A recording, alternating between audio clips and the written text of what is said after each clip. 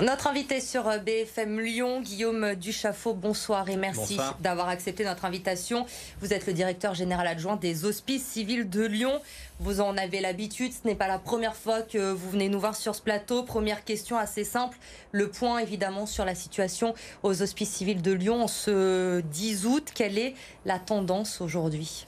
Alors la tendance, elle est très compliquée à observer. Depuis 15 jours, très clairement, on a une hausse du nombre des hospitalisations. On a une centaine de patients atteints de Covid hospitalisés aux Hospices civils de Lyon aujourd'hui, dont une cinquantaine dans des services de soins critiques, de réanimation ou de surveillance continue. C'est beaucoup, ça a augmenté vite dans les 2 dernières semaines. La bonne nouvelle des derniers jours, c'est la stabilisation du taux d'incidence sur le territoire de la métropole de Lyon et globalement sur le Rhône. On espère que cette tendance va rester positive. On est un peu comme une pièce sur le côté de la pièce et on attend de voir de quel côté elle va tomber. Clairement, la situation est aujourd'hui quand même sous surveillance très forte aux Hospices civils de Lyon du fait de ce rebond épidémique. Sous surveillance évidemment, on est quand même loin de ce que l'on a vécu dans les hôpitaux lyonnais lors des vagues précédentes aujourd'hui. Alors on est loin bien sûr des 3 vagues auxquelles nous avons été confrontés, y compris des situations les plus difficiles rencontrées dans ces périodes-là. On est monté jusqu'à 172 patients en réanimation et en surveillance continue. Je vous l'ai dit tout à l'heure, on est à une cinquantaine. Néanmoins, c'est presque 3 fois plus qu'il y a 15 jours. Donc c'est une tendance qui se dégrade, qui s'est dégradée, et donc il faut qu'on le surveille de très près parce qu'il ne faudrait pas que nous soyons dans une situation qui se dégrade trop et qui rejoigne la situation du sud de la France, sans parler bien sûr des Antilles qui sont dans une situation très, très compliquée. Vous regardez aujourd'hui avec inquiétude les prochaines semaines de ce mois d'août ? On les regarde en tout cas avec beaucoup d'attention, avec l'espoir que la vaccination et les mesures de respect, enfin des mesures barrières et de précautions que les uns et les autres peuvent continuer de prendre, y compris le pass sanitaire, puissent freiner les contaminations. C'est vraiment notre espoir que cette courbe se soit cassée, qu'on ne soit pas dans une vraie 4e vague, parce qu'on est aujourd'hui déjà en tension. On a une occupation de nos réanimations autour de 80%. Ça nous laisse un peu de marge pour à la fois soigner les patients du Covid et d'autres choses. Néanmoins, il ne faudrait pas que cette situation se dégrade, ou en tout cas se dégrade trop vite dans une période où tout le monde espérait pouvoir souffler pendant l'été. L'extension du pass sanitaire, vous venez de l'évoquer depuis ce lundi, c'est une mesure qui peut permettre, selon vous, de freiner peut-être les cas et d'éviter ce nombre de patients qui arrivent dans les hôpitaux et qui ne cessent d'augmenter ces dernières semaines ? Alors, ce que nous disent les recommandations scientifiques, c'est qu'en effet, toutes les mesures qui permettent de vérifier l'absence de contamination dans les lieux de regroupement des personnes sont des bonnes mesures, comme les mesures barrières, comme la vaccination. Clairement, ce sont les espoirs de nos professionnels, des soignants, qui ont déjà été durement touchés par les 3 vagues, qui là se mobilisent à nouveau sur ces débuts de 4e vague. Et bien sûr, toutes les mesures qui pourront lutter contre ces contaminations sont des bonnes mesures parce qu'elles préservent d'abord la santé de nos concitoyens, elles préservent aussi l'hôpital de ces vagues épidémiques qui ont beaucoup de conséquences. Est-ce que vous constatez dans cette 4e vague que le profil des patients qui sont hospitalisés aux Hospices civils de Lyon ou qui sont aujourd'hui en réanimation a évolué ? Le profil a évolué. On constate aujourd'hui des patients qui sont plus jeunes, nettement plus jeunes, hospitalisés notamment dans les services de réanimation. On a une moyenne d'âge autour de 59 à 60 ans dans nos services de réanimation. C'est jeune. Ce sont essentiellement pour la quasi-totalité des patients qui n'ont pas été vaccinés. Lorsqu'ils l'ont été, c'est qu'ils ont des pathologies autres tellement graves, des patients immunodéprimés, des patients greffés, qui expliquent que la vaccination ne les ait pas totalement protégés. Pour les autres, ce sont des patients non vaccinés.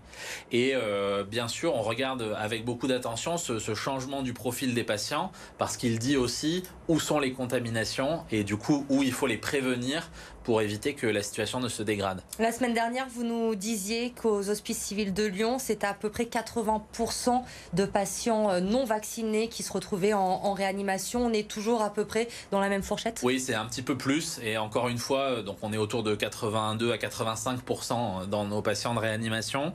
Dans les dernières entrées, quasi uniquement des patients non vaccinés.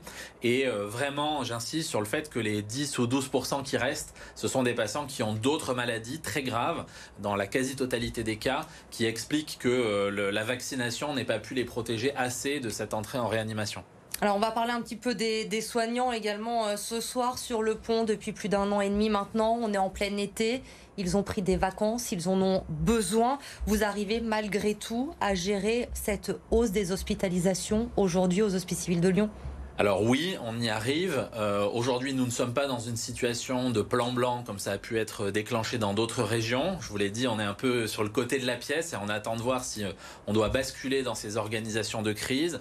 On n'est pas revenu sur les congés donnés à nos professionnels, c'est-à-dire qu'ils ont été maintenus tels qu'ils avaient été prévus jusqu'à présent. Certains ont accepté de revenir sur leurs congés pour aller aider les collègues des Antilles et il faut saluer cette mobilisation solidaire. Ils sont 12 ans à être partis aujourd'hui des Hospices Civils de Lyon. En effet, une douzaine de professionnels. On sent que cette solidarité, ça reste le maître mot dans cette pandémie. Bien sûr, elle a été très forte, y compris pour venir en aide à Lyon par d'autres parties du territoire à des moments où nous en avions besoin.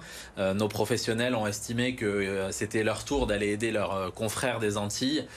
C'est une douzaine de professionnels, un peu plus sur l'ensemble de la région, puisque d'autres hôpitaux se sont mobilisés aussi sous l'égide de l'Agence régionale de santé. Et on est prêt, le cas échéant, à envoyer des renforts supplémentaires, notamment en relève de ces professionnels qui sont partis aujourd'hui. En fonction de l'évolution, dans les 15 prochains jours, il pourrait y avoir d'autres départs de Lyon. On attend les instructions nationales, en tout cas beaucoup de mobilisation et de solidarité de nos professionnels et surtout une grande attention à la continuité de l'activité dans nos hôpitaux parce que ça reste aussi la priorité et c'est normal. Justement, surveiller nos hôpitaux lyonnais, vous évoquiez le plan blanc qui a été activé dans 4 régions en France, en Corse, en PACA, en Occitanie et depuis ce mardi en Nouvelle-Aquitaine. La semaine dernière, Olivier Véran, le ministre de la Santé, disait regarder avec inquiétude ce qu'il se passait dans notre région, en Auvergne-Rhône-Alpes. Ce n'est pas encore d'actualité aujourd'hui, l'activation du plan blanc dans le département du Rhône. Alors à ce stade, non. Le plan blanc n'est plus en vigueur aux Hospices Civils de Lyon ni dans les hôpitaux du territoire du Rhône et du nord de l'Isère dont nous avons l'animation territoriale. Encore une fois, ça peut basculer très vite, c'est-à-dire qu'on a en 15 jours une trentaine de patients supplémentaires dans nos services de réanimation. Si les 2 prochaines semaines sont sur la même tendance, il est certain que nous devrons reprendre des organisations de crise malheureusement avec le plan blanc ça veut dire des modifications d'organisation pour les soins programmés, peut-être de nouveaux reports d'intervention chirurgicale. Personne ne le souhaite, les soignants et les médecins des Hospices Civils de Lyon au premier rang et donc il faut qu'on soit tous très vigilants et qu'on saisisse toutes les opportunités dont la vaccination pour lutter contre cette épidémie. La vaccination, un mot justement dessus, notamment sur la vaccination obligatoire des soignants à partir du mois de septembre aux Hospices Civils de Lyon. Aujourd'hui, quel est le pourcentage de vaccinés chez les soignants ? Alors aujourd'hui, nous sommes autour de un peu plus de 75% de professionnels qui sont vaccinés totalement, ou en cours de finir leur cycle vaccinal. C'est un nombre important, mais vous l'avez dit, ce sera obligatoire pour l'ensemble des professionnels, quel que soit leur métier, quel que soit leur lieu d'exercice à partir du 15 septembre. Et donc on est en train évidemment de travailler dans le dialogue social avec nos organisations syndicales, dans l'organisation de nos services pour permettre à tout le monde d'accéder à cette vaccination.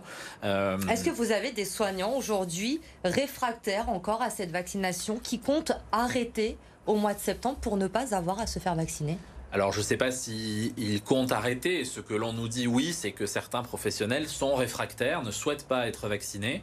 On fait œuvre de beaucoup de pédagogie, on fait œuvre aussi de beaucoup d'explications de la loi, des mesures qui vont s'imposer à nous tous.